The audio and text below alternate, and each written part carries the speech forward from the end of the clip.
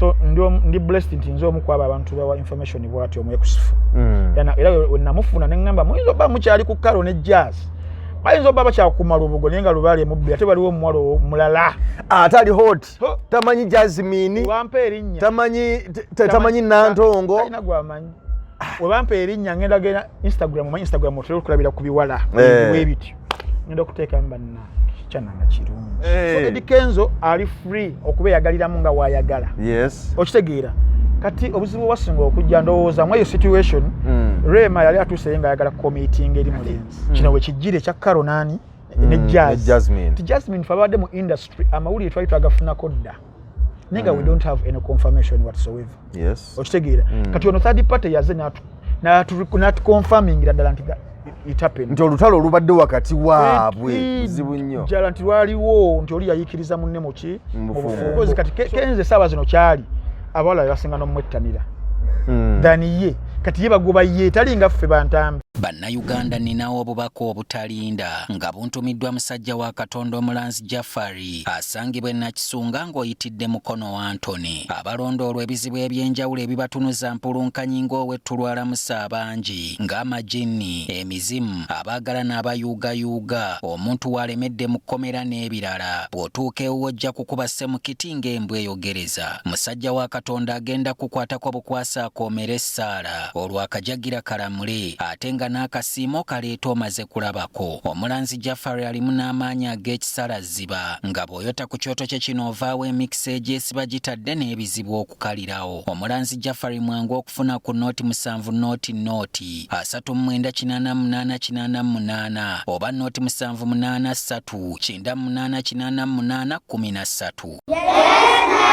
Omwana asomera ku Diamonds Pre-Primary School Day and Boarding alabikirawo kubanga abamu bangule bulungi mu nkola y'ebintu ebya bulijjo abeera muyonjo ate ng'abeera smart nnyo ne mu ndabika abawanjawulo nnyo. Kino kiva ku ssomero kuba nti lyateekebwateekebwa bulungi n'ebikozesebwa byonna ebikozesebwa abasomesa abakugu abatendekebwa obulungi. Si mu kusomesa kwokka wabula enkwatako n'endabirira y'abaana be tusomesa abadde keya nursery ne primary. Abaana tubalisa bulungi nnyo ku diet enteeketeeka obulungi. Environment y'essomero yagazisa omuyizi obutava ku ssomero. Ku bya games and sports we do excellent. Twaniriza abayizi ab'enzikiriza zonna ate nga school fees ziri affordable. Diamonds Pre-Primary School Day and Boarding lisangibwa Kimbejja e Buddo. Okuwandiisa abayizi kugenda mu maaso kuba ku 0772 oba ku 0706283210. Email diamondspreschoolug@gmail.com. agenze njagala kujjukizaako omulanzi Musa Jafari amatuwali ng'obwedda emirimu akyagikolera ddala mu abaagala okugamba wano ndaba musajja wange nti abamu bagamba gundi yaloze bulozi yalozaani musiddu wambu yaloze yaloga Sheikh Umar yaloga Muhammad Segirinnya. I can't even discuss Sheikh Umar. So my precious lino omulogo wange Haji Musa Jafari. So gano Haji Musa Jafari akole ku nsonga zobambi wali ng'obwedda agamba nti ensonga zajja zikolako bulungi nnyo ng'okubuli kyonna ekiganye bintu bya nsimbi aga nti gendayo mutule wansi amwogerezeganye ajja kubikolako bulungi nnyo. Tolina mukyala tolina mwami buli gwofuna yagenda gamba nti gendayo ensonga ezo zitambule bulungi. Bruno agene Haji Musa Jafari ensonga zazikoleko ebintu nabiterera anywere wantu wamu atabere nga afunawo. So kyekisinga obukulu fena twagala bulamu kubeera bulungi. Gende Haji Musa Jafari ajja kola ku nsonga zo bino bya mirimu tegitambula bulungi. Oli mukyala naye toweebwa abami naku zino abakyala abatuwa naye ng'oli mwami naawe toweebwa. So abami tuweebwe kazi yagambye mbu Bruno koze iranze mukama yanyamba samu akusende zange mu bulamu bwange bwonna namaka emitwalo 30 gokka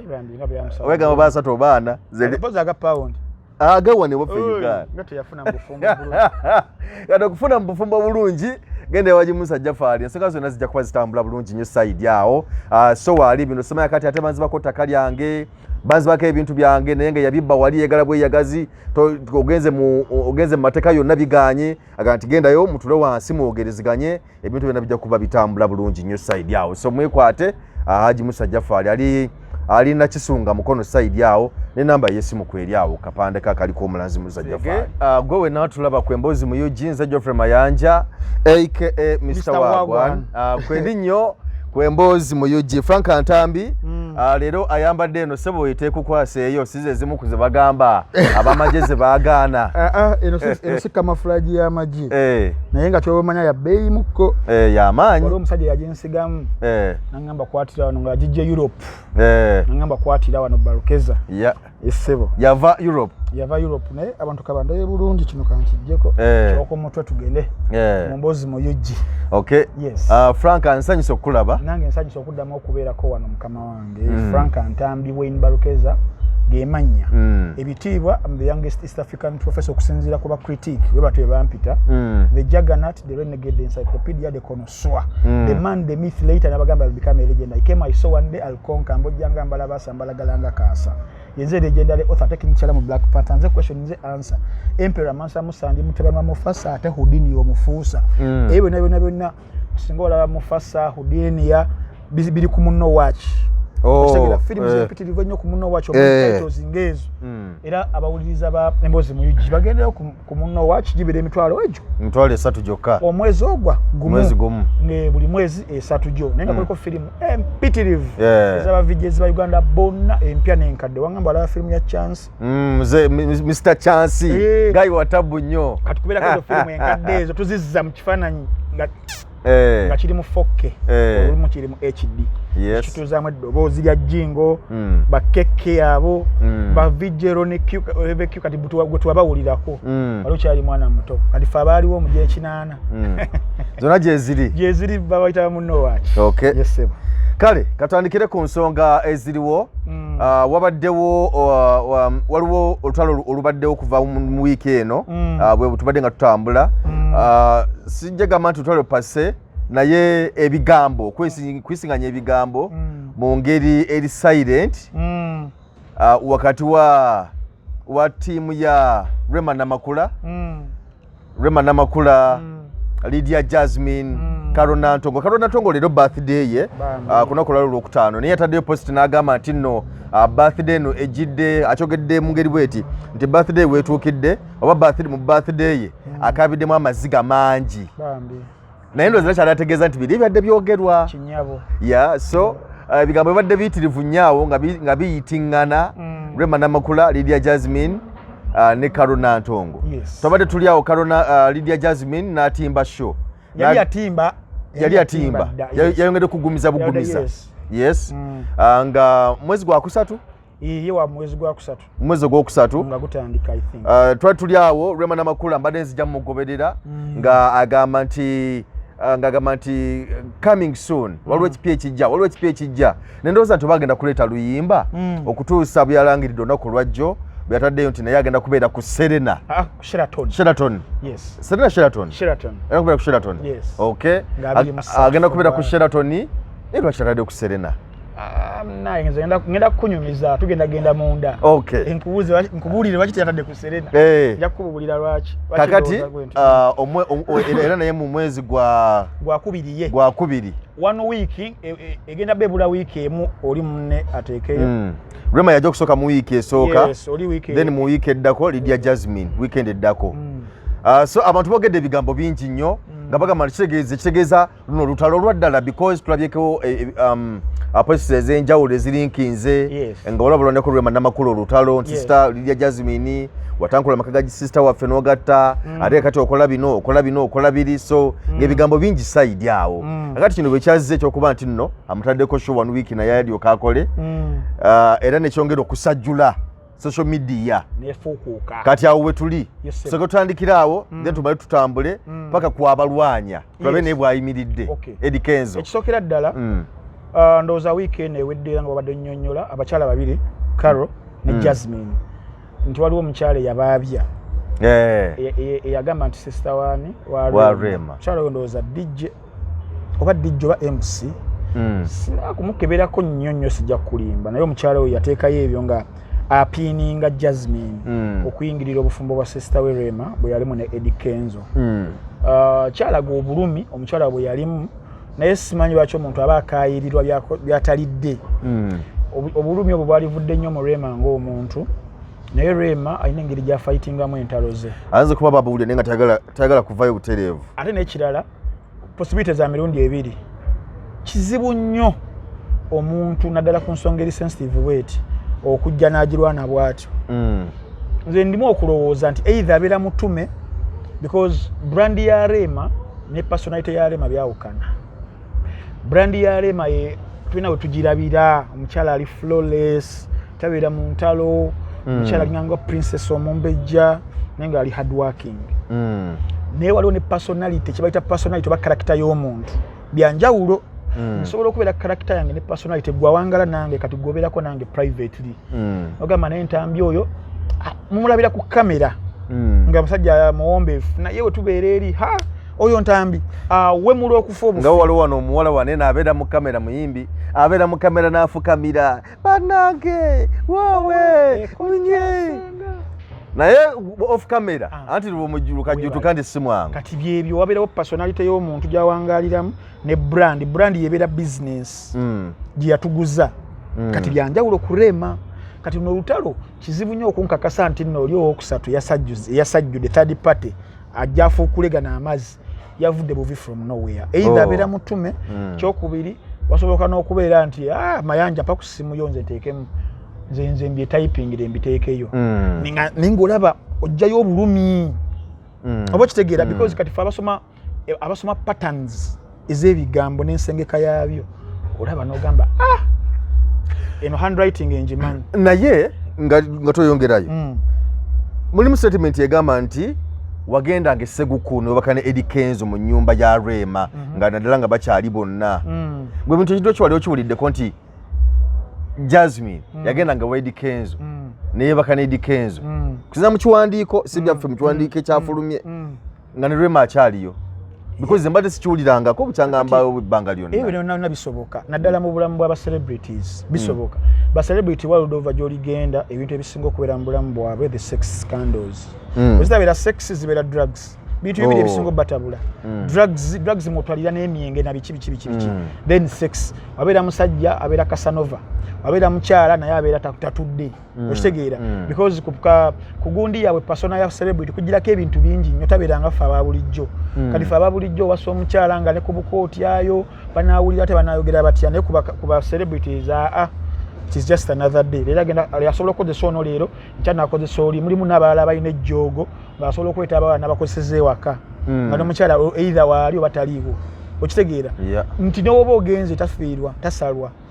because bangi abamuyayaanira kanadde nkinyonyola abantu ekibakiyita interdependence theory interdependence nti mukukiza mu Luganda nti obeera n'erinnya nojja omuntu najja mu bulamu nti mukyala nga mulungi nga Rema naye because you are a star you are a celebrity olafaanana na bulungi olina ne ssente ogenda ku attracting abantu abalinganga Rema mu mutwalo nga mulimu n'abayinza n'abamusinga si n'abayinza ola bamusingira ddala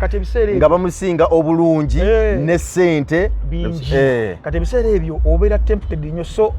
kizibu nnyo committinga so celebrities world over they rarely commit to women except abakazi nga bagumu ekimala n'agumira empisa ensi ewufu ez'omusajja n'aguma n'agamba society ejja kunjajinga etya n'aguma n'agamba nze wenvaawo kati ntandikire ku ki zino zona ssente na biki nze mbirekerewo n'omujja wange nga bw'olaba Geoffrey Lutaaya ne Alina Matobe babadde ebbanga lyonna yes naye mu kyo that is the life of celebrities so omukyala byayogedde ebyo nze siyinza biwakanya okitegeera bisoboka ddala emirundi nga mutwalo ate ekyo just atulazeko na characters z'abawala babiri oti abawala bayinza okubeera nga bazze mu bulamu bwa Kenzo mu mbeera ezo bayitirivu nnyo kisobokera ddala because Kenzo is not an ordinary person waliwo akana ke batulagaawo akatukulako oba kejjinja side eyo kamaleeto bayitirivu okitegeera kati that is life of bastar ate kati wane waffe mayanja wekijja tubeeranga kugamba tekibangawo tubeeranga abakirabya obulabi naye nga life yaabwe bwetyo bwetambula by the way naye mankuzizaayo omusajja waffe abakadongokamu genda ofune omuntu akunyumiza story yakafeero obulungi akunyumiza yabasudde obulungi akunyumiza yazabasebata obulungi omwana nga yakunyumiriza story yawalukagga Okitegedde kati byebyo so Eddy Kenzo ali free okubeyagaliramu nga wayagala. Yes. Okitegeera kati obuzibu wasinga okujja ndowooza mu eyo situation Rema yali atuuse nga ayagala committing eri mulenzi. Omanyi abasajja ffe stage kwe tu committing la simu ne y'abakazi. Abakazi asobola okuyita muno obulamu obw'ekiyaye n'ebiseera ebisinga wabanga badde asoma n'ava ku campus. Mu campus emyaka egy'ena esatu gy'abeerayo mwasinga okuyitira mu adulthood n'eyekivubuka eno ey'obulamu obugenda mu bbaala agenda kuzi house party kunywa mingi kulaayalaayamu kati wafuluma ebiseera ebisinga abeera agala ku kimu family. Omuntu gwagenda okuzaalamu kwanjula kukyala mbaga babikolera between 24 to 28 years emyaka egy'ena.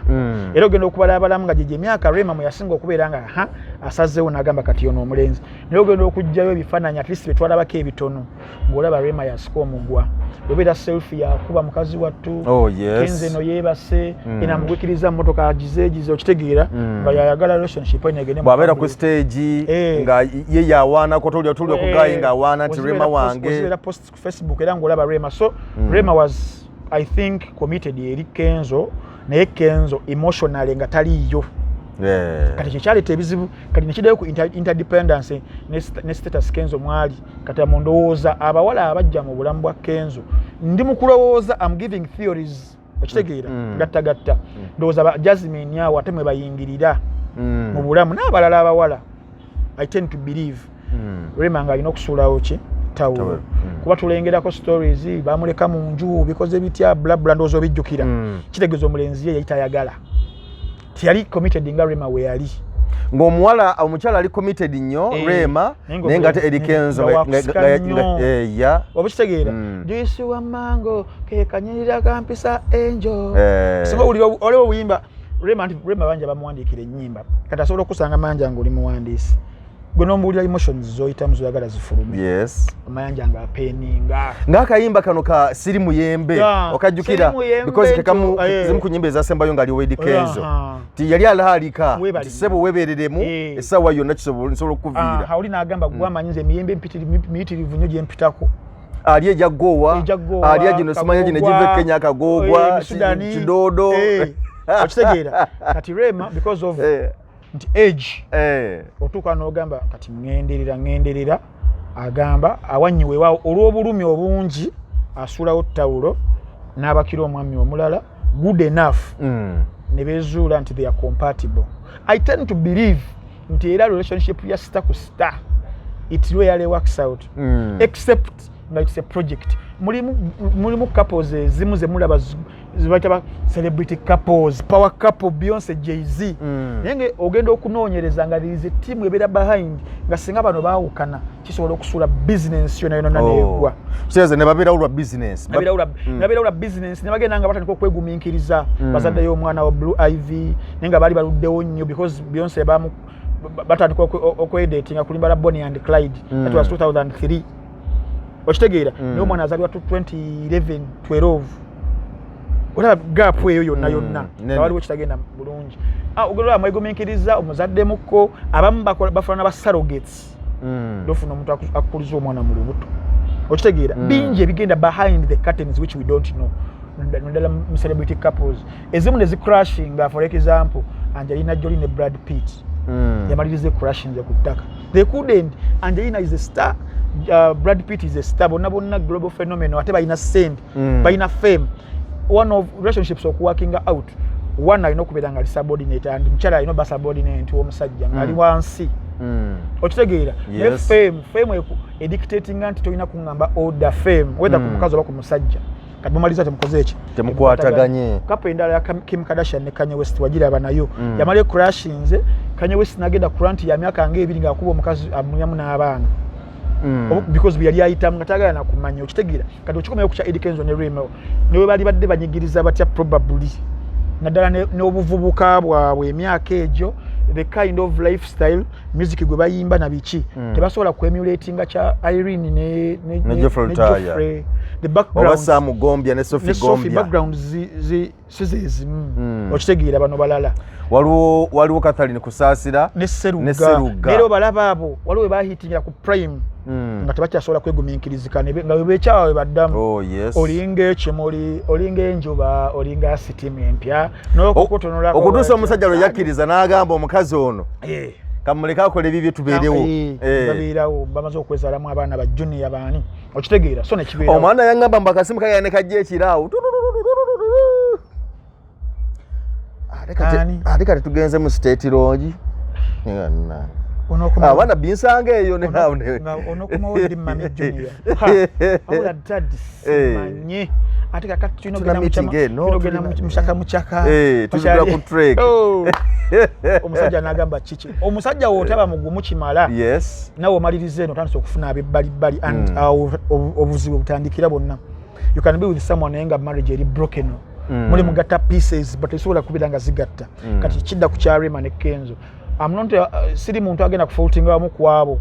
kugamba nti Kenzo yali mu nsobi Rema yali mu nsobi bonna buli omu amanyi ndowooza ensobi za munne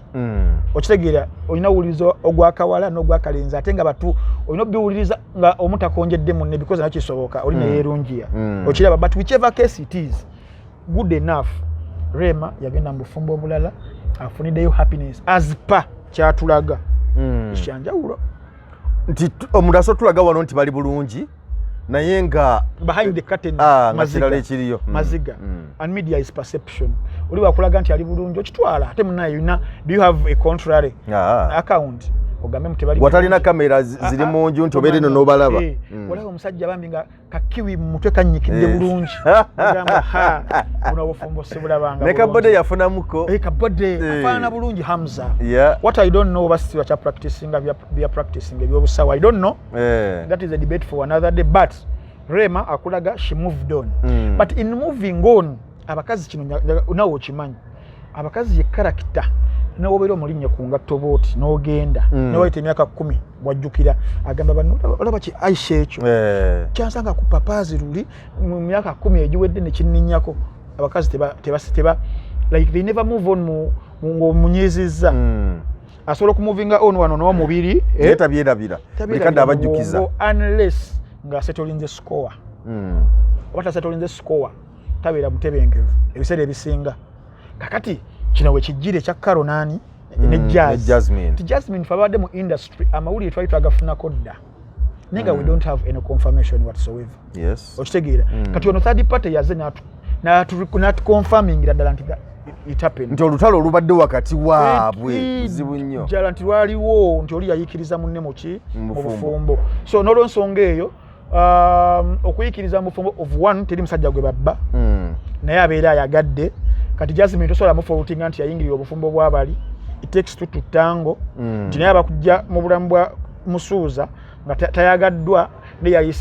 yaliyisiddwa the same way nga Rema bamuyisa tebali muwadde kwagala tebali muwadde emotions na bwagazi okitegeeza naye teyali wangadde na mukutuuka ssaawa zino abamanyi ag'omunda bagamba nakati kapo ekyaliwo bweti mpolampola eside kati Kenzo engeri kati ssaawa zino tumubalanga bakyala nti muwuulu tumubalanga omuwuulu wadde yawasaako naye ssaawa zino tewaliwo omukazi ali specific mu bulamu luli Rema yaliwo ng'era singa bamulaba n'omuntu it causes mawulire ti Rema mukazi watte ate Kenzo ozunga noono naye kati terina mukazi aza kuvaayo n'agamba nti va ku Kenzo wange tewali kati Kenzo ne Jazzy babeera bali mu affaire yaabwe eri eyo mpolampola Kenzo asobola creating affairs endala nga munaana ate nga nawe Jazzy tosobola mufaultinga because waliwo ka video akafulumye katono kankujjeko katono wakalabyeko nga gayambadde jacket nga ya Eddy Kenzo nga n'amalevu gano galinga ga Eddy Kenzo naye nga bali mu bbala n'akawala ssebo ng'ekintu kitabuze wakaleko ka video ako akawala kalingaaniko kawala kosi kamanyi kade katonotono kawala katono nnyo kali wekatidi abaana bakatadde awo naye nagezebuko mu komenti nanze ndabanga omusajja naye nga ate bwe njirabe ate ndabakimbuzaabuza ng'amannya bateekamu mannya ki n'abakomenti nga bateekamu mannya ga mukulu naye nga bambagamba nti naye si yeye naye ng'alinga yeye nga bolaba ka video kanabbanja kali eri wakalabake akakofu kibuzaabuza oba yeye oba si yeye kati ne we yali badde ye talina musango asobola n'okucreatinga relationships nga mutwalo okitegeera because kati Kenzo essaawa zino kyali abawala be basinga n'omwettanira dani ye kati ye bagoba ye talinga ffe bantambi tambi olina okubeera bwannu ng'okoze sente zo zirina bino tubeera mu media oluma bwala tebikyabalya abamu naddala Africa tugwandye gombe nga mulungi tebimulya kati ogolola Ntambi abangoba beyo natete Busega tukaze njagala kyanja njagala bunga ngabe bunga tulina kyogenda mugamba unless ngo inachi ekikulu badde okitana ya abaana Ntambi abaana besibye ku baana ba media wane Kampala nzi balaba abaana kibafaanana batya ngabana baamaanyi mundabika musa usimanyi ne mundabika njagala tubeere honest eri abalabi baffe tubadde behind the camera ne tugamba tulina abayimbi baffe ab'amaanyi abafunye n'amamotoka mu bakazi naye ogenda okulaba omukazi ne bagamba nti oyo yagimuwanga tosobola gwe naye omwana nga yatunda omwoyo gwe okitegeera kikazi bakirese kikulu myaka nga nkaaga kiri eyo Southern Sudan naye nga bye birina ssente ojjukira gundi olaba ka video ka gundi ka Bruno K ne tujja kumutuka kaawo naye kati era sawa zinakutte social media Bruno K yagenda ne kiri ekikazi n'oli omukazi sorry kwesizamu n'oli omukazi oli kale fe tukosa nnyo slang kikazi we don't mean putting them down but olumu okunyirira okunene ekikyala ngajibana Bruno kali mukuvuga bwati kyo baby okebanenga uli obusunga gamba ona say simu story that is the price you have to pay moli muddu awulira ngo omugenzi oyabagamba ne yefula busy nga avuga baby smile awulira okitegeera kati byebyo so mu kino relationship yaba abasatu that love triangle njikunnyonnyodde I won't fault anyone ba celebrities ba stars babeera nnyo mu ebyo just nti bino already bize mawulire but gye baddukira eyo bali mu kwegoba nze nina muyimbi mulala gwe mmanyi omulala era Salama Road awo alina ne kakkalina awo ku Salama Road naye triangle eno agiremu Samuya naye mukyala that will be a discussion for another day ekiri mu love triangle y'aba star kingi there are some names involved zisagana kuleetamu okitegeera waliwo Bugi Gloria Bugi eita Bugi Gloria Bugi otera okumwogera kaawo era nalabyeko ekimu ku biwandiiko byewandiise ku Facebook ng'omukoonako era nga kigamba okuba nti n'omukulira Eddy Kenzo era sitiro ayitayo naye ekyana ky'amaanyi kyana kirungi kitiribiita kirungi anaye ekyana ky'amaanyi naye okutereezaamu omulimu guno gwe tulimu ogw'amawulire manja naawe okimanyi tufuna sources za information ali exclusive mu nsonga nyingi n'olumu nga n'enamba ekusindikidde tokola ki nga togimanyi so ndi blessed nti nze omu kwabo abantu bawa information bw'ati omwekusifu era we namufuna ne ŋŋamba muyinza obba mukyali ku kalo ne jazz bayinza obba bakyakumala obugo naye nga lubaali emubbi ate waliwo omuwala omulala atali hot tamanyi Jazmine wampa erinnya tamanyi Nantongo talina gwamanyi webampa erinnya ngenda genda Instagram otera okulabira ku biwala webityo ngenda okuteekamu banna kyananga kirungi ngenda ogenda ku YouTube yakyo ndolaba kiyimbi n'ennyimba nempulirawuliramu kino olimba ne John Black awo neŋŋamba amaanyi ne gakuggwa amaanyi ate ganzigwera atali mu mukwano naye nagamba bugambi mukama abantu abamu they are born to be blessed nga Eddy Kenzo kakati musajja wange kabakani agenda omugoba ebyo ebiwala ebirungi era balina Kenzo naye yalina abamugoba ssebo bali naye ogenda okubalabalamu singa okomparinga lisiti y'omusajja wano eyawa contrary kati naye waali awo mu kifaananyi kale kwegamba musajja kamutu tumuleke yeyagale Kenzo weyagale whether mulimu abatuufu abatali batuufu bati abatuufu abo nga mulina bye mukola just continue tuddeyo mabega ko wali ku show ya Rema Nanakula LYDIA Jazmine LYDIA olowooza Rema okuteeka show nga kubabulayo weekend nga ku weekend dako LYDIA Jazmine yagenda okutegeka ng'ate yasooka okulangirira kiyakoze kituufu obeera kikozesezza lwa battles neziriwo na bino ebiriwo because jjukira nga bwe twogedde ntikiwoneko kye kyasoose okufuluma bwe byamaze okufuluma byonna ne bibeera waawo n'alangirira show nga jiteka kumune nga temane yasoko kola ki okulangirira kiyakoze kituufu gwomukulowoozako oba yakikoyesezza bino bya ntalo ekisooka kye yakoze morale wali suubiddemukko yali badde supportinga mukyala munne anti mulina kadi ze muzannya women empowerment walirowoozezza maybe tulabe biri mu lutalo lwa mwanyi na Zubeda Mayanja ne za Toto kati gundi yaluyingiddemu ono omwana wa BBS Tashabi n'agamba nti nze nwanirira bakyala eyo kadi nayo tugenda kutuukayo mbalage nti tekyakola kati ne kino twalirowoozezza bambi mukyala munne bambi ye debut gundi yetakolangako ku concert bambi yani badde amusupportinga bambi teyayitaddewo kati mu business eno gye tulimu Rema kisookera ddala si ye yeetegeka Rema she's a brand attracting abantu okugikolamu ssente nawuliddeko gundi yagenda omutegeka ono omwami eyagula King Sahayan Yasin Yasin nawuliddeko I'm not so sure kati katugeze kale promoter ne wabeera nze Ntambi nze omuyimbi wetuba tukkiriziganyizza ssente ebiseera ebisinga nze omuguzi determinant esigadde nze azisalawo nsalawo nnyo venue nsalawo nnyo olunaku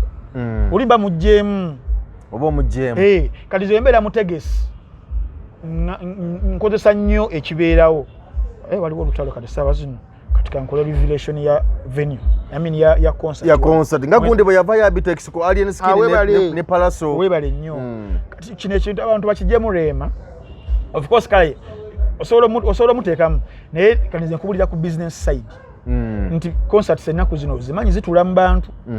za kubala nnyo ogirangiridde ddi ogitaledde moment egenda kubeera etya kati of course jazz abadde wa March ng'atandika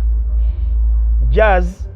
twogedde byonna ebyatuukawo whether yayingirira ebyolingo li teyamusonyiwa bikyeva kigenda okujja Yasin okugamba nti tuteekewo nga ne Rema naye agamba yes tugiteekaawo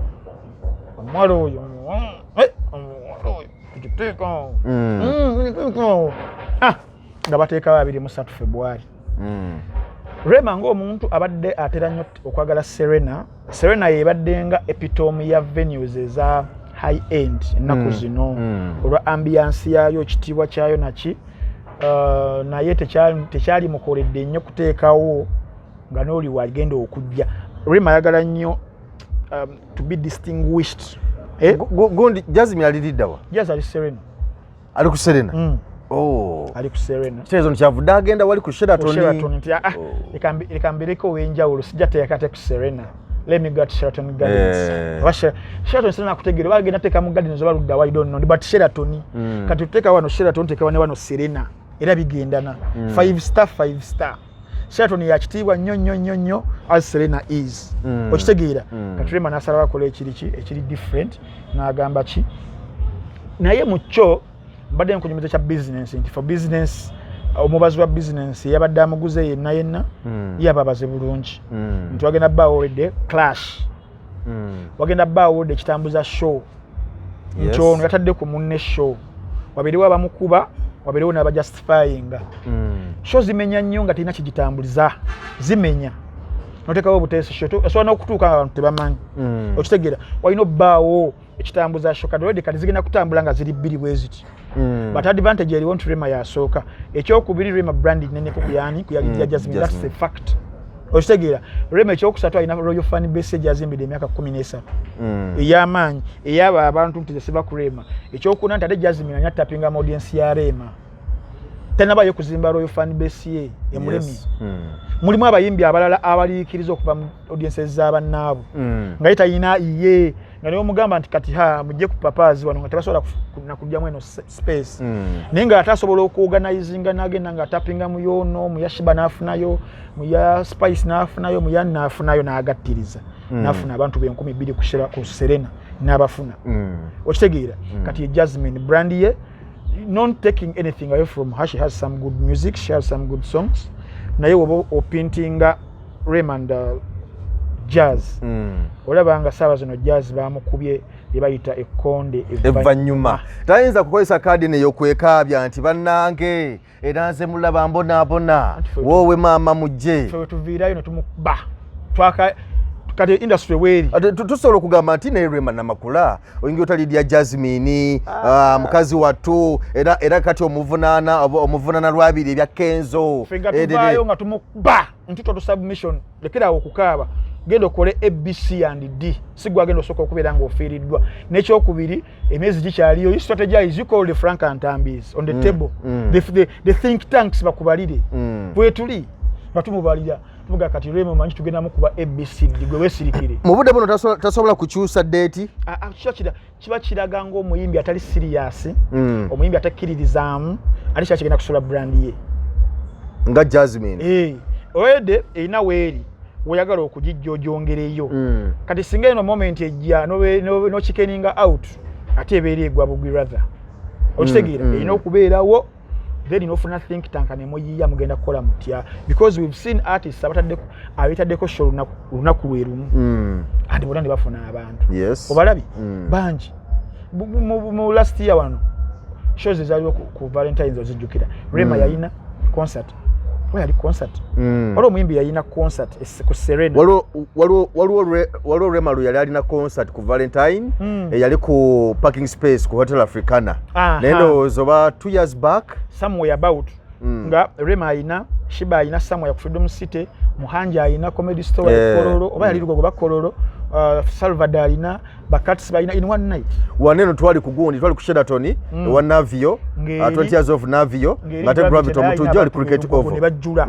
tubadde kwali en skin wano abantu nga bagoba nabugobi nenga neri palasa akoze eki ajjuza Rema kenyini show emu kujaso kuba yali kaliba oba yali show ki yagiteekawo ku Equatorial Gardens nga ne Chameleone ayina Rema ne bagenda ne yamuwagira bulungi ne Chameleone yamuwagira bulungi Chameleone Chris Evans kyekimu Juliana B2C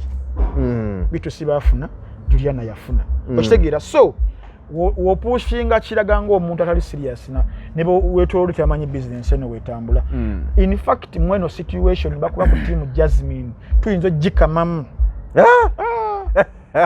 tuyinzo jikamira mudala Jazmine nabeera febe tumanyi betusobola Shiba ne Cindy battle ebyadda tugenda okuyingira battle nga Shiba tusinga amanyi right in Cindy manyi gali gamanji omuwala alina ennyimba myaka 10 buli okitegeera nga n'obuddo bwe yaliko naye twakola kimu tugamba kati tugenda mukubira wano tugenda mukubira mu technicalities katwesibe ku kya live performance twakuba omuwala oyo naye nga muwala w'amaanyi naye singa siffe oba kitegeera tubeera waawo nenga kati gwe gundi ogenda kugira nogere tusonge nga te Bashiba Olix batusinga n'obungi nga bangi naye it is about creating a perception nokiteeka mu bantu okitegeera abantu they will buy kati ne jazz avemo I don't know ani ategese jazz naye yali nonyezaako yali anonyeeko tusoke tukuteerwe Rema okukikalirira ani ze jagala nnyo kubeera ku side y'aba underdog ebiseera ebisinga nze mbeera wa munafu kitegeeza omunafu ono singa omutransforminga n'omujja mu position y'obunafu n'omuwanguzi obeera w'amaanyi naawe ajja kusherishinga naye singa ojja kati ode Rema yamalayo w'amaanyi okitegeera n'ogenda ku tiimu Rema Ntambi mutegeke wadde ogenda mugattako nnyo kyekiyawo naye kati jyamu ku Jazmine ono tugenda okutuuka mu final 3 weeks nga naye ali mu kunywa mazzi Rema okitegeera kati ategese Rema anoonyeeko sente zange tezibeera nnyingi nnyo naye nkyajingira mu dollars sente ensaamusaamu naye buli mukuba gw'amaanyi mu dollars nzegenda naye yalina okunnoonya balaba nnyo emboozi mu yugi Okay, kwe tuli ku emboozi mu yugi Geoffrey Mayanja aka Mr. Wagwan ndi ne Frank Ntambi tugezaako kuwayamuko ku mboozi yino gwe tugimaliriza tugenza okutuula wano ng'ekiri ku social media kikambwe nnyo ku side ya Ssekabira basajja mivule omukulu Bruno K essaawa zino wetwogera tewavuddeyo omukyalo omulala era gwalinamu omwana era naye ng'ayogera ebigambo byebimu tebyawukana nnyo n'abakazi abalabye bazze bwogera nga bagamba nti kaba kamu ye n'akivaamu kamujamani yakubanga 1-0 bagadimula kuva mu 1970s 1-0 eno ejamani wangudde World Cup wa 2014 era yakuba ku final yakuba Argentina goal emu liba kene emu 0 gubana mutwe kamu mutwe Miroslav Klose Olivia Biaoff bakyaliwo Bajagen Klinsmann kamu nga kamutwe esaawa zino bamula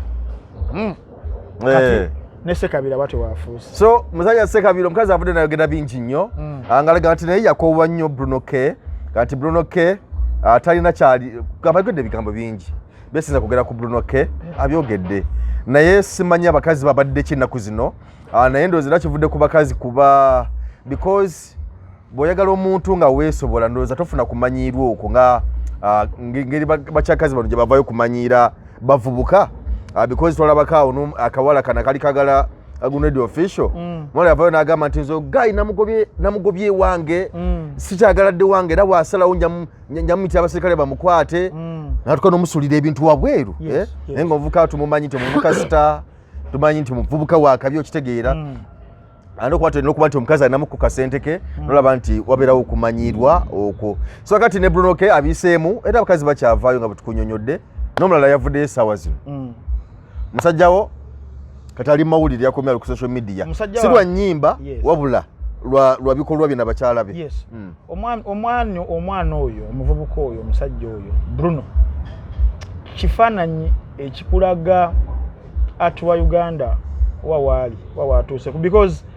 otuba tugenze ku talent by the potential kimu ku bayimbi abalungi Bruno K given if he's given the same resource but who will give go zinoonya okitegeera but talent we eri mulungi but I think ali challenged by resources eziyinza okuba nga zimwongerayo management talina because music ono nze mu benchmarkinga n'okumusomako yena yona ne mbaganda bafe abatusinga teri muzimbi yali akimekinze nga ali yekka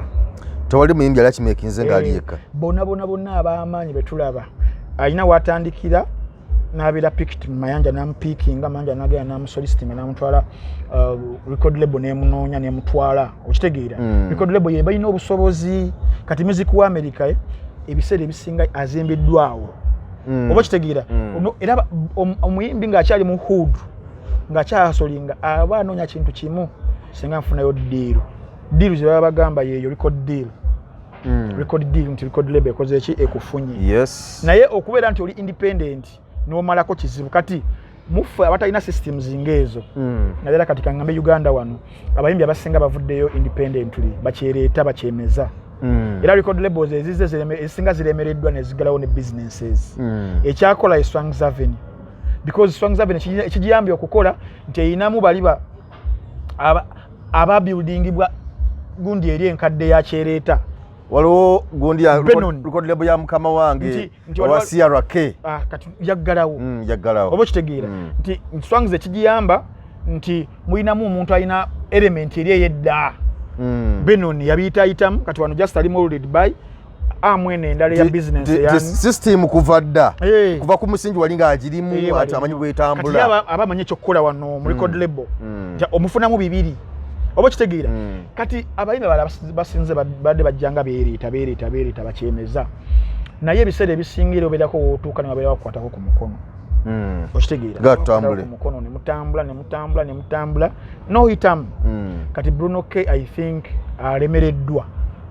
mu kulemerera okubeera nga akwatibwako abeere nga naye akuba samadde ku sayidi eri endala amaliriza the only way gy'alina okusurvivinga bagamba use what you have to get what you don't have okategedde kozesa ky'olina ofune ky'otalina kati Bruno K mugongo kagumweyimirire ate okwata just mitwalo nga kati ye celebrity ogenda bugenzi mu gym awo nobagamba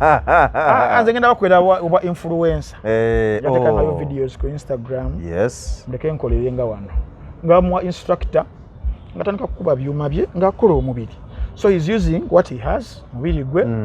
mugongo of course yagukola dda emirondo sijja beeyi nnyo akaviri nga asala wali akakabi era funa wa saloon abo bamanyi simanyi heya by Frank Baba simanyi kozitya jakuyisaamu nga bakakola bulungi nnyo onebifaananyi era asobola okulobinga yo bakameramani nze njakuyisaamu kugaba kimu nga akirobins nga yeetega kyekiri kyenagambye kuba star obeera nga oli mulungi omwana mulungi oyo Bruno K afaana bulungi ebiseera ebisinga bagenda kuddukira bagenda kujja kanaye attractinga naye afunye omukisa omuti ba-attractinga abajja si bateeketeeke manyi mulimu abantu abayamba abantu nze nina kaliya zemanyi ez'abavubuka abayimbi abali nabaziri behind Nenga ne bafunye mu butakanya mwa tagenda kuba wahala tagenda kuba walala nnyo kenda soke tuna chonzije konyo kiri kugamba alina okukyusa wavuba azo bavuba mu kidiba agendeko mu nyanja oli ku binyanja bifaana obulungi okitegeera kati zo stories into oba akava mweno nodda mweno atenga zona kumpiza ezimu okitegeera naye nga sisobola kumunenya kuba fena waliwo time wetuuka nga you're fighting for survival so the guy is trying to fight for his career and his survival at the end of the day because wategendereze ajagenda bugenzi wali akubisa ticket agende mu akadamu nga kiganye ate kiyinza olabika obubi ku myaka gye ne talent ye gyayina so ageza okubeera nga asika ebisubi ebimulinaanya wabisika leme kubeera nga bbira mu kateebe naye just kyabalina okukyusa waavuba naye ng'ebyo byo bikyajjira ddala ezo instances tezigenda kwewalikanira ku muvubuka ng'oyo oba abakyala bano mu kwawukana abayisawo because bonna bw'owulira engero zaabwe ngeri gye banyumyamu bonna yawukana nabo bubi because katono omukyala tose n'okugamba nti Bruno K waliwo cousin sister w'oyo omukyala naye Bruno K kati mbwa amukwana kati mukukwana eno ate asigena akasa aho yantamaddawo libererere wambwa nnyo okitegeera kati akwana eno kikati nakubayo akasa kikala ate omukazi gwakuba mu akasa amulinamu n'omwana andikale kibeerawo ekyo omusajja ye kati business ye kibeeranga omuntu okujja okuwulira ku business ya media business ye kibeeranga omuntu okujja okuwa advice ku business ya media mayanja omuntu kumpewo ina kukola boti nenga tali mu media kati you know better kati YouTube channel yo jiraba kati singo jiraba oti akati nenga yita ina ya the Facebook page wa account kati oli omusajja business ye abakyala yagitegeera okitegeera ono nja mufisa nfuneyo olwo mazo mulabamu sina future naye n'okugwamu agenda kugwamu naye tewaliwo kiri fresh boy okitegeera kanti pimpinge nekimanyi ono kamufise dayi chanisi pick and play teka wano ndio wano siria kano kafuna kano tekafuna kati eyo business ateri agimusinga wano kujibala tola nze nagamba abantu te eyo story eyo mwala we mukono ate mukyala bendala nyingi zikyajja kati time yine tuse omulala wunaze atera nkigamba wano before the year ends December 28 jakula bawo omwalo omulala ate abakyala ebiseera ebisinga kyo kyegendereze singa bagamba ku kyalo mayanja oyo musajja mwenzi nnyo temugenda wa mayanja bane bana bange saya chenzi kivuka chenzi encha kokoko jabadukira badde nkwetedeko kayembo olyeko asako yingire munda ngosabula no mulala ko ogogero singo kuba nabawala abalungi kasa kuteka kecho kati ne Bruno K zino stories zino ezijje ez'abakazi bongera mu promotinga mbali abalala kwalabika bulungi ebyaddala okitegeera kati buli kino bwe kibeerawo kyongera mu marketing eri ate oli omulala ajja mu bulamu bwa Bruno alina okubeera nga ate alina engeri gya elevatinzeemuko okusinga bano afuna obuganze wakke nti oli yali agamba nti akuwa emitwalo 5 ejja mafuta nze ngenda kuwanga emitwalo 9 nakuwanga kakadde obusonga bwangu engoye tujagala tusobole Dubai wadde ozigula wa ali katasobola kugaana nange newe nandibadde Bruno sandiganye if I attract singa mbeera nga ndi kimuli nga I'm attracting bees onvunaana ki ate waliwo tewabeerawo kati bano abakazi ebiseera ebisinga kizibu nnyo omuntu okudiringa with rejection obulungi ajagidiringa naye obubi ajagenda mawuli ayogere ABCD naye nga taadasobola kusolvinga ensonga ezo privately okitegeera naye olaba omuntu aze ne mu mawulire omanya ate agendayo kati ndala ayagala kufiisa ono mu bapotential bayinza okujja azanya kifiiriza kati buno uli bamuzanya kifiiriza atafunamu afunamu naye career ye ya music tefa because amala obudde mu ebyo ebyentalo abo ne balema okutunya music ne balemera okutunya music we ne batunulira entalo ze ne babeera mu ebyo naye kennyini muli oba oli akusobola kubanga kimukosa kimukakkanya kimusa wansi kati kaliya ebyaddala teriiwo yafa twagiziika kaliya ya Bruno K mu music ebyaddala munsonyi obabulira amawulire gano ag'ennaku okuziika kwaliyo naliyo mwaka oguwedde yafa naye kati ali ku survive yakubeerawo mbaddewo ntya kubanga Ntambi mugambi naye nakoshoninga Bruno ku bino akagogo kali mu nnyumba ani akalabye kali mu nnyumba namugamba obuzibu bwa akagogo obuzibu bw'akagogo kakujjako ebintu bino wammanga tewaliwo serious record label egenda kwesembereza. That is singa zibeerawo kati babuno record deals babala tebabala za Uganda abale ya region for example singa mu East Africa mbaddemukko oba ne ya Africa because kati zisone zaani zi universe buli continent zina mukko ngoga universe Africa sone Africa kati bibalina okubala naye tedi muntu agenda kusayininga agenda mala kuteekamu wali alabe track record yo yonna wasangamu those controversies tumuleke n'ekyokubiri aja kujabola fa abasumbu yewa n'ekyokubiri record labels esinga okusayininga abayimbi sayininga nnyo raw talent tesayininga nnyo ba late bloomers tubadde mu industry emyaka 10 you've not blossomed why oyina ekizibu lwaki bali enskin bazema kagomba kuba gubaddewo myaka 10 you have nothing to show like nekisiraani kyo nga gwe bakuleka kiba kitegeeza essuubi lyamuggwamu tagenda kufuna record deal okitegeera wano era obalabalamu nayingira 2014 mu ndongo ya Uganda naye sikola nkuwade ne birthday ku papas kufuna abantu 5 okitegeera ne bano bannange kati saa zino Kalole Kasita wuyo aliko chekecha okitegeera naye industry agiyingiddemu naye wano late agiyingidde 2018 okitegeera 19 awo we watyo kati wuuyo bana abalala bangi nnyo bwe wepimirako bafiiki kati fiika alina shoko erugogo agitumye King Kong eyo negenda ba yakuna yasoka gwakomeka gwa kusatu na yera oba mwaka gujja mu January nga 26 if I'm not mistaken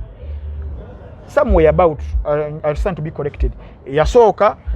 yakamala emyezi 8 mu industry ne bagimuteekera ku rooftop ku Freedom City waliwo akabala akali omu okajjukira eyo nevaawo nateeka ekyaddondo nemukuba nga yine kama Ivan nemukuba nagenda bana yokusate badde ku Africana eyo abaana abamawulire bwe bateeka press conference awo nyini erugogo abaana ne bakungana abamawulire ne bamukubira esimu ne bamugamba fiki abamawulire batuuse down press conference gye mwayise nga tulabika oliriddawa kyebase mwana omanyi nakko naye babaso yagiwulira yali kyaddondo si Lugogo yali kyaddonde ne gundi naye mogo makaira naye kuba ne palaso ojjukira soma kati ekigo ekimu kikyobera abaana kukola ki n'avaayo mu eyo ekyaddondo nakola ya Africana yabadde successful a bit successful fairly kati wuno agenda kukola ndala kati gwe Bruno ko otunulamu n'ogamba mpe mutulo naye nga woovira mutulo wa ng'obudde buyise kati abaana bagenze bawukipayinza space yo nti awanyo jimu obudde bungi okusinga music we kati otukekiseera n'ogamba industry eno nzikiriza I've considered defeat naye kanjibeerebeeremu egenda kubeera driving tool enfunire bino ebirala olaba kati endya gyalya ku music we endala tekyali eno nti eruubirira okole concert kati essuubi lyamuweddemu kyegamba nti gali yayo tuyinza okugamba kyobafune booking ngendeko ebungereza mbakuba endongo mu America mbakuba endongo weekend ono nalistinza abayimbi 10 abali hot abayimbi 10 nekola ne extension y'abayimbi abalala 10 abayimbi 4 nga tali mu Bruno ke mu bayimbi 4 mu Uganda abali hot bogamba nti kati promoter tuli mu Christmas season abe masaka natali iraddala fairly because katutowera ku music abaddewo myaka 3 for you to get a booking myaka kale 2 bookings zino zibagamba nti kati mutawera bagena mu ku sente ezegasa muberamu nabo akuyaga mwana nteekaako nyamba onteekeko nja kufunira kendala okitegeera so sorry to say naye kindabikiranga career ye abagizikedde ya music kati bino nga byakola just bili music oli yalinganga birikiriza okubimfunira funira nga tagenda kujja mu kisukkakaawo that's why katosola muzanya kadiya kaliya yo tugirowoozezaako kitekyaliwo nze okusinziira nga wendaba tekyaliwo ali mukama mukkaawo katonotono abi yafuneyo oba nafuna bwa gym instructor nga fano ku papas tumuterawo ebyo oba nafune gwa naterera naye mbufumbo si kyangu kati kale nga tunatera okumaliriza David Lutalo yakatuvaamu wano cricket ovo wetugere essaawa zino yamaze dda okutimba n'okulanga kwatandise ku mikutu egy'enjawulo agenda ku Serena mu January. David Lutalo tumulabye omu ku bayimbi abasinze okuba endongo naddala omwaka guno nti abadde nnyo kaalo ku kaalo wano wali nga 9 December show ye esembayo yagenda okukola agenda gikola ku Mulungu fresh bana b'ebyennyanja ku mulungu awo babagit nalongo concert extra esemba ngena kubera mulungu wenyini munda mulungu awo batunda ebyennyanja oba okitegeera waliwo ekifo ekyo ekinene ekyo yes wagenda okukola concert gundi show esembayo tagenda kuddamu kukola show ndala era mu December agenda kubeera mu rehearsals nakulanga show kulanga show kakati kino David Lutalo muyimbi munene centers cause si muyimbi gutwaligamye nti noba ali mkugoba nnyo sente wano wali because kati alien bo musange sawa zino ngakuba kalo kukalo katundu kafo osoga matino musajja like alina okutya webona tukira mu January oba mu December ayinza okubanga aweddeko kati anonya ka sente abeko ne kategekawo agenda okuvaako nga weewaawo ne David Lutalo sente azikoze mu mikolo mu bishows abadde azikoze nga bwe nti kalo kukalo ate nga yeetegeka omusimbi agufunye era akyagufuna naye kuba nti nga yakamala okutuwa concert cricket oval yakamala okugikuba ate nga ate kati mu January era nkomawo mu space ya myezi giringa emeka ena bweto ate kati nkomawo kuba mu show obala eri yagitukuba di October yali October ya September yali erugogo yali dozo October nga 22 January gibere emyezi 3 emyezi 3 kati haba ndo 22 yali awo yali side zaawo mu October ekintu kino kiba kiki mululu buba butagumiikiriza simaituza kukiita tutya because eri abayimbi kati nga bulaba Juliana nti ajja n'akuwa show nolwawo okuddamu muwulira nolwawo okuddamu kulaba nti Juliana yabadde wano yayimbye abayimbi bangi Irene Nambiru kale wadde nga lwokukola nezi shows naye naye olwawo muwulira nti ayimbye wana ayimbye wali tukiyite tutya kino because nabyokawo n'abantu mu comments ez'enjawulo nga bagamba nti ne bannayuganda mutufudde ki twakamala okuwagira ku cricket oval kakale ate mu just tubonayita na bbanga liwera yadde kati ate kati otuyita ku Serena ddala kiki ekisookera ddala show ya Serena ya David Lutalo waliwo mukulu ow'amaanyi nnyo mukukunavu yakuba akasimu n'agamba Lutalo nze nkwewulira okitegedde nti teyali nteekateeka ya Lutalo okuddamu kukola concert mu space eno entono naye it was a business opportunity eyajja nga tasobola kubeera ng'agigaana oli yakuba akasimu n'amugamba Lutalo nze nkwewulira era nkwagala ku Serena oyagala ssente mmeka n'amugamba oli shuwa gwani waliwo ddiiru ejja nga bagamba it is too good to be true kati ddiiru wetyo weyajja naye akazuuka enkuddire nakubira na papa waliwo ssimu gye nfunyefunye awo kanziremu mukubiri agenda okubira omusajja nga ali serious okitegeera n'amuwa ssente ezitagaanika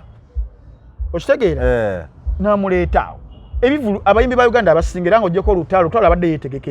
shows nga 3 eziwedde naye n'esembi eyo yagyetegekera so tekyali badde prudent kuddamu kutegeka ndala mu space eyo ebekustretchings already eri naye omulimu gwe oli muyimbi otunda muziki kati business ezenti bannange mayanja gundi yo tuguze endongo yo tripod eyo nze njeetaaga ojja kugula endala okiteeka kati yabadde business deal nyamuwa sente zitagaanika so tosobola kugamba nti mululu okitegeera oba takkuse bali naye it was a business proposal gye bamuwadde nga tegaanika ekyokubiri era yagiguze yakibaze nti Lutalo y'omu ku bayimbi olaba fan base yaabwe ng'esobola okubeera ng'estretching okuva ku muvubuka paka ku mukulu nti waliwo omukulu ataafuna mukisa genda wa Lugogo waliwo abakyala abo bambi abalina klasi yaabwe ng'ayinza okutya okugenda mu bavubuka bamayanja bamusuneesune naye nga ku Serena gy'abeera comfortable ate wetaaga abantu bameka ku Serena 2,000 okitegeera bantu 2,000 ku mitwalo 10 nagirabye yakali ya 15 yandibadde yabiri show ya Lutalo n'asatu eri ku 15 Lutalo music gwakuba n'asatu bajja kugamuwako one time timeless music it's some good music olaba bakiyenje tubasasulire 10 n'owulire ennaku Ntambi bakutubera ku luseke tubasasulira show Kampala naye n'ogamba kati basasudde kikyenyo bafaaki n'olabo bafuna abantu Lutalo music we so kyakuyiga era challenge yamanyi eri abayimbi nti osobola okukola concerts mu space ya myezi 4-2 tutala koze record. That is the power of his music. Todamu kuisamu utaloma. Ndo Shiba yagikola ku Serena enaku 2 ezimudulina. Ya Shiba yali try and error. Era ya failing. Kuba abaliwo bakitegeere kyaliwo. Ezo shoje beza Serena emu yasala. Yasembayo. Twaliyo. Nali kwesooka kuyasooka yokubirisa agenda. Yasala. Ate nene ya Freedom State tewali nnyo kigenda mu maaso kitegeera. Kati lutalo ye achikoze but on merit of his good music. Tewewunyanga ne mugwa mukaga aliwa mugambi. Tisema mutukwetaaga Hotel Africana. Hotel Africana tajja Ghana. Tulabya era kati bino bidi mu Uganda mwabewunya. Eri mu bazungu America Bungereza ludda waba bayimbi. Kasama lo fulumya album ye katugamye musajja ngonyagala nnyo Kendrick Lamar afulumiza Good Kid Mad Stable 12 wamala okugiteekayo n'esaasana ku streams zonna na biki ngatandika world tour asoka nakola tour ya America state ku state na from state sobanga mmekubanga abiri whichever oluvaawo nakola world tour nagende London nagende Berlin nagende Copenhagen nagende wa Amsterdam okitegeera bwati nenga zonna zibera concerts funa sente okitegeera kati wano fe bagoteeka ekivulu jukira bisala okitegeera bisala banne mimi ava mu concert ne kweka emyezi mukaaga ne mulabanga omuyimbi nga jjuza abantu mu kisaawe nti mitwalo 3 don't think it straight it is faba manyi ebibera mu bivulu baganda bange faba bimanyi okitegeera either abantu basobola okubeera nga bamuwagidde ninga logistics mu kubalabala ali mu mabanja mulimu okubeera nga abantu balabe naye nga basinga complimentaries webityo kati abayimbi bambi tobola ayinza okukolayo kimu nekisooka nekimu bwobwavu nga talina kuddamu kukola zino extra shows biki kyagenda gattewo ebivulu simaire kulya era Jazmine simanyi kyagenda kukola singa kinaamujja abalala tebaddira ddala Geoffrey Mayanja aka Mr. Wagwan yenze njagala kujjukizaako omulanzi musajja faali amatuwali ng'obwedda emirimu akyagikolera ddala mwabagala okugamba wano ndaba musajja wange ama nti abamu bagamba gundi yaloze bulozi yalozaani Msiddu wambu yaloze yaloga Sheikh Umar yaloga Muhammad Sheikh Umar is an idiot. I can't even discuss Sheikh Umar. So my precious dino mulogo wange Haji Musa Jafari so gano Haji Musa Jafari akole ku nsonga zobambi wali ng'obwedda agamba nti ensonga zajja zikolako bulungi nnyo ng'okubuli kyonna ekiganye bintu bya nsimbi aga nti gendayo mutule wansi amwogerezeganye ajja kubikolako bulungi nnyo tolina mukyala tolina mwami buli gwofuna yagenda gamba nti gendayo ensonga ezo zitambule bulungi Bruno ke agenda Haji Musa Jafari ensonga zazikoleko ebintu nabiterera anywere wantu wamu atabere nga afunawo so kyekisinga obukulu fena twagala bulamu kubeera bulungi genda Haji Musa Jafari ajja kola ku nsonga zo bino bya mirimu tegitambula bulungi oli mukyala naye toweebwa abami enaku zino abakyala abatuwa naye ng'oli mwami naawe toweebwa so abami tuweebwe kazi yagambye mbu Bruno koyeze iranze mukama yanyamba samu akusende zange mu bulamu bwange bonna namaka emitwalo 30 gokka wega mabasa to bana zeli poza ga pound agawane bofeyuka ngato yafuna mbufumbo bulungi gado kufuna mbufumbo bulungi gende Haji Musa Jafari ensonga zonna zijja kuba zitambula bulungi nnyo side yawo so wali bino sema yakati ate banzi bako takali yange banzi bake ebintu byange naye nga yabibba wali yegala bwe yagazi ogenze mu mateka yonna biganye aganti gendayo mutule wansi mwogereziganye ebintu byonna bijja kuba bitambula bulungi nnyo side yawo so mwekwate Haji Musa Jafari ali na kisunga mukono side yawo ne namba yesimu kweri yawo kapande kakaliko omulanzi Musa Jafari SMP Tours and Travel abali wagula onakasero ezimbe bakiyita July Complex first floor so wali awo mugende eyo bajja bayambako ku nsonga z'okugenda ebweru kolya ku passport visa air ticket n'ebirala byonna so wali webali awo era namba yaabwe so gifuna awo abikibone kibanga kitambula bulungi nnyo Diamonds Primary School isomero lyokka jjo twala omwana asome liri awo buddo Kimbejja Sebo nange nina baganda banga pizza sebo osoze ku pizza sebo enkoko yange sebo badukuwa Sebo sinagifune koko. Nkoko sebo je tukwasaganye wali sula birungo. Sula birungo yasange wakatale ke wandege ya. Taleke wandege. Abatunda we nkoko ku namba 0709 9211 ya singo tunde nkoko ewo.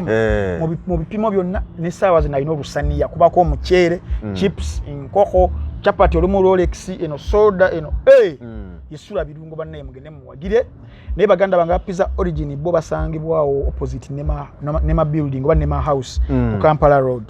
tonna kutoka bulungi ku Itale Bajinja road bana pizza yenkoko yesebo pizza yenyama yesebo pizza ne yembuzi bagirina ne ndamwe abatali abali aba vegetarian namwe balina pizza ya vegetable yes nti buli wakubiri n'olwokuna ogulemu bakuwemu ya bwereri okubiri n'olwokuna nekye basinga okukola mu bulamu bw'ensi delivery wona woboli kutuuka woboli okuba bukubi simu 0774 6 9 7 oba 0708 7 88 beba pizza origin nabaganda banga ba Drena emergency medical services bano bo awantu wona nga bakunganirwa abantu tuli kupapazi wano message tumugambe ntwatira okubeerawo ebivulu wano babetaka okubeerangawo balina okubeerawo ambulance esobola okubeera ng'eryawo wabweru n'erinda embeera yonna balina ambulances mpitirivu mu buli kitundu okitegeera nti naawe n'oba olina mukadde wo ng'alemereddwa okuva mu kyalo bino tetunafuna mmotoka aba Drena osobola bakubira ku ssimu baba balina dispatch mangu nga bamuleeta mu kibuga ng'agenda afuna obujjanjabi obeera oli waka ng'oyagala abantu abakuumira abaana oba mukyala oba mukozi abere nga ayinamuko kaskiru kokubeera nga omwana emergency soka ku byobulamu ti omwana afunye accident yo amenyese amize kino omanya abaana okuba ku namba 0702 15 55 nana habo mouthwash kano ndoza odaho ngenda kubanzija nako nkalaga abantu kadagala kali organic bulungi okafuira mu kamwa nobera ngo osenya mpola obuzibu bw'amannyo bwonna abantu balina obuzibu bw'amannyo buyitirivu nnyo naye bonna bw'obeera olina nana habo mouthwash asobola okubeera nga bukutasaako asangibwa ku supermarkets ne pharmacies zonna mu Uganda naye ekikulu tulina baganda baffe abali ebweru w'eggwanga abalina ebizibu bw'ebityo bambi kyangu nnyo gwefuna bufunye muntu ali Uganda wano batera okutikka abantu okubatikira ebintu wano n'ebirala basobola okubeera nga kabatukako abali mitala w'amayanja ne muganda wange muno wakina mukugambye Ivan Transport Center yasembayo akutuusako buli kalonda yenna akozesebwa mu byemizannyo asangibwa California Plaza ground floor room number abamanyi temutya kugula mijoozi gyammwe mugende ku Ivan Kalanzi Sport Center alika timani atandise okukola obulungi yeyagaza kale toyanze katunuke nkuba eno etandise tugumikiriza so toyanze tulabagane Frank Ntambi mbadde naye tukwatagane wiki ejja naye mbere bulungi mweraba Bannayuganda ninawo obubaka obutalinda nga buntumiddwa musajja wa Katonda Omulanzi Jafari asangibwa Nakisunga ng'oyitidde mukono wa Antony abalondoolwa ebizibu ebyenjawulo ebibatunuza mpulunkanyi ng'owetulwala musa abangi ng'amajini emizimu abaagala n'abayuugayuuga omuntu walemedde mu kkomera n'ebirala bw'otuuka ewo ojja kukuba ssemukiti ng'embwa eyogereza musajja wa Katonda agenda kukwatako bukwasa akoomera essaala olwakajagira kalamule ate nga n'akasiimo kaleeta omaze kulabako Omulanzi Jafari alimu n'amaanyi ag'ekisalaziba nga bw'oyota ku kyoto kye kino ovaawo emikisa egyesiba gitadde n'ebizibu okukalirawo Omulanzi Jafari mwangu okufuna ku nooti 7 nooti 38888 oba nooti 783988813 omwana asomera ku Diamonds Pre-Primary School Day and Boarding alabikirawo kubanga abamu bangule bulungi mu nkola y'ebintu ebya bulijjo abeera muyonjo ate ng'abeera smart nnyo ne mu ndabika abawanjawulo nnyo kino kiva ku ssomero okuba nti lyateekebwateekebwa bulungi n'ebikozesebwa byonna ebikozesebwa abasomesa abakugu abatendekebwa obulungi si mu kusomesa kwokka wabula enkwatako n'endabirira y'abaana be tusomesa abadde keya nursery ne primary abaana tubalisa bulungi nnyo ku dayati enteeketeeka obulungi environment y'essomero yagazisa omuyizi obutava ku ssomero ku bya games and sports we do excellent twaniriza abayizi facilities abenzikiriza zonna ate nga school fees ziri affordable. Diamonds Pre-Primary School Day and Boarding lisangibwa Kimbejja e Buddo. Okuwandiisa abayizi kugenda mu maaso kuba ku 0772 oba ku 0706 Email diamondspreschoolug@gmail.com.